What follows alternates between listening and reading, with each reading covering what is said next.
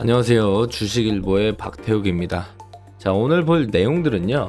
로보티즈 물적 분할 정말로 문제가 없는가 해당 관련된 내용들을 베이스로 제가 로보티즈 주주분들이 지금 매도하시지 않은 주주분들이 어떻게 우리가 대응을 해 나갈 수 있는지에 대해서 조금 자세하게 설명을 좀 드릴까 합니다.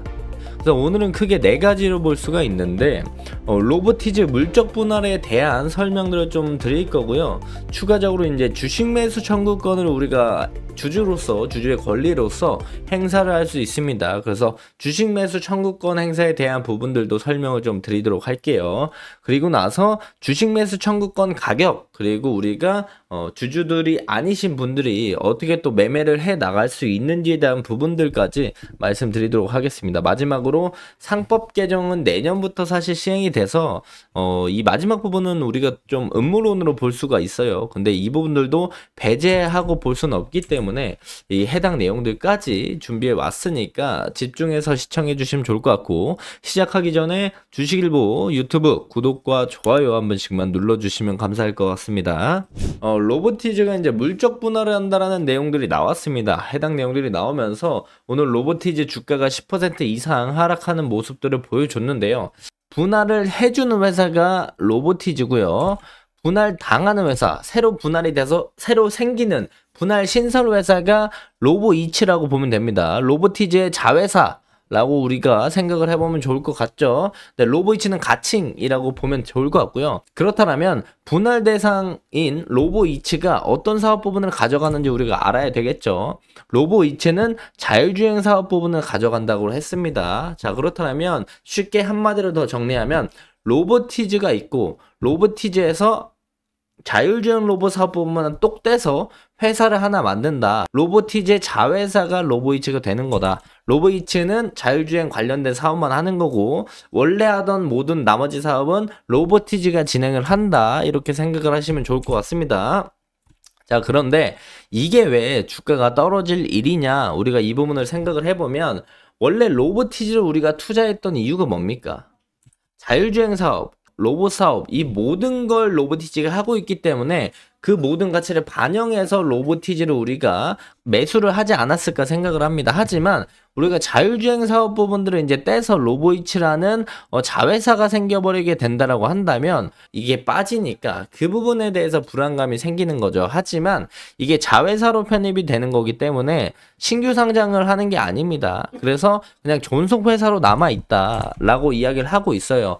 자, 그래서 우리가 그림으로 쉽게 생각을 해본다라고 한다면 요 다이나믹 감속기 라인들, 이쪽 부분들이 이제 로보티즈에서 원래 하던 거고 앞으로도 할 거고, 자율주행 로봇 개미 아니면 이제 호텔 로봇 있죠. 이게 호텔에서 쓰는 로봇, 이게 이제 배달 로봇, 이렇게 해서 우리가 자율주행 관련된 로봇들은 로보이츠, 즉 이제 신설 분할된 회사 쪽에 이제 사업 부분을 넘어간다라고 보시면 좋을 것 같습니다.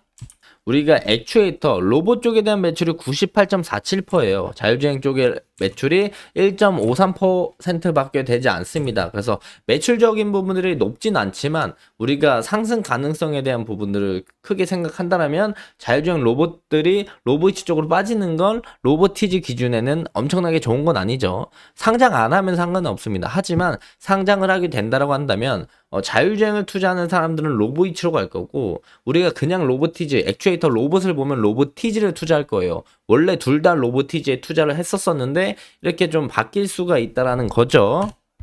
자, 우리가 분할 목적에 대해서 알아봐야 됩니다. 로보티즈의 매출은 거의 다 액추에이터에서 나옵니다. 근데 액추에이터의 매출을 떨어뜨리는 요인이 뭐냐? 자율주행 관련된 개발 비용이 이 매출을 깎아먹는다. 그래서 우리가 재무제표, 연결재무로 보면 똑같겠지만 자율주행을 따로 빼놓으면 매출액을 깎아먹는 역할을 하지 않기 때문에 이런 식으로 좀 이용을 하기 위해서 로보티즈의 자회사, 로보이츠를 상장을 하는 부분들이고요. 액추에이터 사업, 자율주행 사업, 로보티즈에서 둘 다 하면 이것도 신경 써야 되고 이것도 신경 써야 되니까 우리가 액추에이터만 집중을 해서 더욱더 매출을 끌어올리겠다. 자율주행은 자회사에 맡겨두겠다. 그렇다면 액추에이터만 우리가 연구개발에 집중하면 된다, 로보티즈는. 근데 로보이츠가 생성이 되면 얘네는 자율주행에만 집중하면 된다. 즉 이제 부서를 나눈다. 부서를 나누는 게 아니고 회사를 이렇게 나눠 놓는다라고 보시면 좋을 것 같죠. 로보이츠가 분할 신설 회사가 되는 거잖아요. 로보이츠가 투자 유치에 용이하다. 왜? 새로 이제 신설된 회사고 자율주행만 하는 회사이기 때문에 자율주행 관련된 부분들에서 투자를 받기 편하다라는 부분들이 있다. 그래서 그걸 이용할 거다. 그리고 B2C 이제 기업이랑 커스터머, 기업이랑 개인들 서비스에 대한 적합한 이미지로 지속적으로 성장을 시킬 것이다. 이미지 브랜딩을 따로 로보이츠를 따로 하겠다라는 내용들이죠.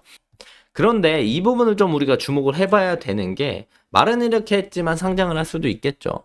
자, 그래서 우리가 로보티즈에 대한 매출, 자산 총계, 자본 총계, 뭐 부채, 자본금, 그리고 매출 이런 걸 따져봤었을 때 로보이츠가 생성이 되면 자산도 한 10분의 1 가져가고 부채도 5분의 1 가져가고 매출도 한 6분의 1을 가져갑니다. 실제로 이렇게 가져가는 부분들, 즉 로보티즈의 이제 몸집은 조금 작아질 수 있다. 자, 그래서 언제 분할이 되는 건데 이 부분을 생각을 해본다면 분할기를 확인해 보면 6월 1일에 분할이 됩니다. 즉 6월 1일에 우리가 이 주주총회가 이제 5월 2일에 진행이 되기 때문에 우리 주주들은 반대를 할 수 있습니다. 자, 내가 주주인데 나 이거 분할하는 거 반대. 이걸 언제 할 수 있냐면 4월 17일부터 5월 1일까지 분할하는 걸 반대하는 의사를 접수가 할 수 있습니다. 그리고 실질적으로 4월 3일 이전까지 내가 4월 3일까지 이 로보티즈 주식을 들고 있는 사람들 한해서 4월 17일부터 5월 1일까지 반대를 신청할 수 있다라는 거죠. 그래서 5월 2일 날 주주총회가 진행이 되고요. 나는 로보티즈 주식 안 가질래. 팔 거야 라고 하시는 분들 5월 7일부터 5월 26일까지 주식 매수 청구권을 행사를 할 수가 있습니다. 자, 어떤 사람들만 주식 매수 청구권을 회사에 요청할 수 있느냐? 주주총회가 시작하기 전에 반대를 신청한 사람들이 주식 매수 청구권을 행사할 수 있다. 주식 매수 청구권을 행사하는데 내가 들고 있는 100주를 가지고 있다면 100주 다 행사할 수 있고 절반만 주식 매수 청구권을 행사를 할 수가 있다라는 거고요. 그리고 또한 주식 매수 청구권은 주식 매수 청구권 행사일까지 계속 가지고 있어야 됩니다. 주식 매수 청구권 행사일이 언제죠? 내용들을 보면은 주식 매수 청구 기간이 5월 26일까지니까 내가 5월 26일까지 들고 있는 사람들 한해서만 주식 매수 청구권을 행사를 할 수가 있다. 그리고 내가 팔았다가 다시 산다. 그거는 신청이 안 된다라는 겁니다. 그리고 내가 반대를 신청을 했어요. 주주총회 전에 반대를 신청했고 그리고 나서 주주총회가 진행이 될 때 찬성 이렇게 나의 의견을 바꾸면 주식 매수 청구권을 행사할 수 없다라는 겁니다. 이거 기억을 하셔야 되고요. 주식 매수 예정 가격이 36,811원에 사준다고 합니다. 그러니까 주식 매수 청구권을 행사할 사람들은 주식 매수 청구권을 행사하게 되면 우선 반대를 해야 되고요. 반대하고 나서 계속 주식을 들고 있어야 되고요. 그럼에도 불구하고 해당 주주총회가 통과하면 내가 36,811원에 회사에서 사준다. 언제? 5월 7일부터 5월 26일에 내가 이 주식 매수 청구권을 행사하면 사준다라는 겁니다. 자, 그렇다면 주식 매수 청구권 가격을 우리가 생각을 해볼 필요가 있어요.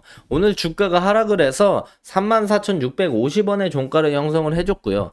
주식 매수 예정 가격은 36,880원 요 가격대입니다. 그렇기 때문에 이 가격이 어떻게 형성이 됐느냐, 한두 달 동안 이제 평균 가격을 내가지고 주식 매수 청구권의 행사 가격이 36,811원이라는 게 결정이 된 거예요. 근데 여기서 로보티즈의 주가가 추가적으로 이렇게 내려와서 우리가 3만원대 아래까지 내려오게 된다고 한다면 주식 매수 청구권 가격까지 다시 올라갈 가능성이 매우 높거든요.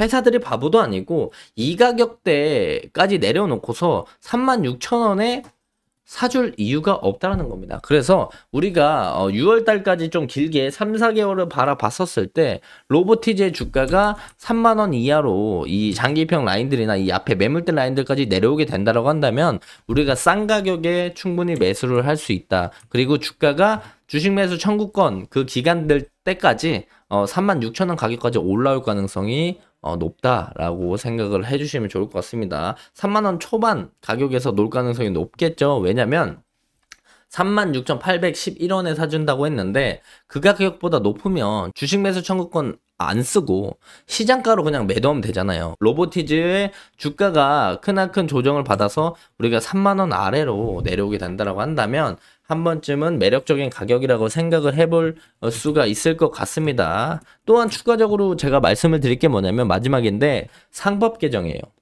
이 상법 개정이 통과됐지만 내년부터 시행입니다. 자, 그렇다면 우리가 다른 한편으로 어떻게 생각할 수 있냐면 로보이치를 이제 신설을 해놓고 주주총회를 통과한 뒤에 우리가 내년 3월 이전까지는 상법 개정이 된 내용들로 법이 집행이 되는 게 아니기 때문에 내년 2월 달까지 로보이치를 상장시킬 수도 있다는 거죠. 상법 개정이 확실하게 진행되기 전까지 내년 3월 전까지는 로보티즈가 말을 바꾸면서 상장을 할 수 있는 가능성도 0%는 아니다. 그래서 이 부분도 좀 열어두고 로보이치를 보시면 좋을 것 같다라고 말씀을 드릴 수가 있을 것 같습니다. 자, 어쨌든 분할이 될 가능성이 있으니까 반대하시는 분들은 반대 의사를 신청할 수 있겠고요. 반대를 했음에도 불구하고 주주총회가 통과된다라고 한다면 우리가 주식 매수 청구권을 행사하면서 한 주당 36,811원에 사준다고 하니까 주식 매수 청구권도 행사를 할 수 있다. 그리고 로보트의 주가가 2만원대까지 떨어진다라고 한다면 우리가 조금 더 싼 가격에서 매수를 좀 할 수 있는 기회들이 만들어질 수도 있다. 그리고 상법 개정은 내년부터 진행이 되기 때문에 상법 개정 이전에 로보이치가 상장할 가능성도 0%는 아니다. 그렇기 때문에 좀 열어두고 로보티즈를 봐야 된다라고 말씀을 드리면서 금일 영상 마무리하도록 하겠습니다. 추가적으로 궁금한 내용들은요 하단에 댓글 적어주시면 좋을 것 같고요. 구독과 좋아요 한 번씩만 눌러주시고 금일도 영상 끝까지 시청해 주셔서 감사합니다.